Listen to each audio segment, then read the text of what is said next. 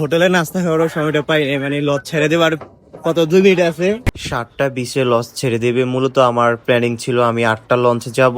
লঞ্চে উঠেই দেখি অনেক মানুষের ভিড়, কোথাও বসার জায়গা নেই, তাই চলে আসলাম 2তলায়। 2তলায় আইসাও দেখি সেম অবস্থা, এখানে অনেক মানুষ ডালা বিছনা করে বসে আছে, কোথাও জায়গা নেই। তাই এখন সিঁড়ি বেয়ে চলে যাচ্ছি 3তলার দিকে, যদি সেইখানে জায়গা খালি থাকে সেইখানে বিছনা করে একটা ঘুম দিতে হবে, কারণ গত 2 দিন হাসপাতালে থাকার জন্য ঘুমাতে পারি নাই। তো বিছনা করে এখন নাস্তাটা বের করে খেতে বসে গেলাম। নাস্তা খেতে খেতে ভাবতেছিলাম আসলে কোনো কিছুই প্ল্যানিং করে হয় না, সবকিছু উপর আল্লাহর ইশারায় হয়। কারণ আমার প্ল্যানিং ছিল আমি লজঘাটে আসব এবং এখানে একটা হোটেল হয়েছে যেখানে 100 টাকার খাবার পাওয়া যায়, মানে বিরিয়ানি। তো আমি সেটা খেয়ে দেখবো এবং রিভিউ দিব তোমাদের মাঝখানে, কিন্তু সেটা আর হলো না। এর মাঝখানে একটা ভাই চলে আসলো, বলতেছে ভাইয়া তোমার সাথে কি কেউ আছে, নয়তো আমি একটু বসি, কারণ আমি বিছানা নিয়ে আসিনি, আমার অনেক ঘুম পাইতেছে। তো বললাম যে ঠিক আছে ভাইয়া, আমাকে একটু সময় দাও, আমি নাস্তাটা শেষ করি, তারপর বিছানা বড় করে বিছাবো, দুইজনে একসাথে গল্প করতে করতে বা ঘুমাতে ঘুমাতে চলে যাবো ঢাকা। চলেন এবার আপনাদেরকে একটু ওয়েদারটা দেখাই। আজকের ওয়েদারটা কেমন ছিল। সূর্যটা ছিল একবারে মেঘে ঢাকা, আর নদী ছিল একবারে ঠান্ডা শীতল,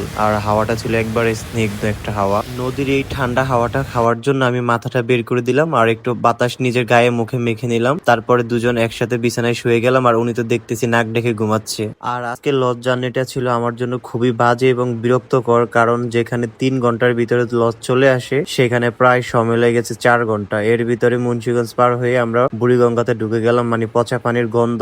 একটা লজ দেখে চলে যাচ্ছে মিতালি স্বাদ। ভিডিওটা ভালো লাগলে অবশ্যই চ্যানেলটা সাবস্ক্রাইব এবং পেজটা ফলো করে সাথেই থাকবেন।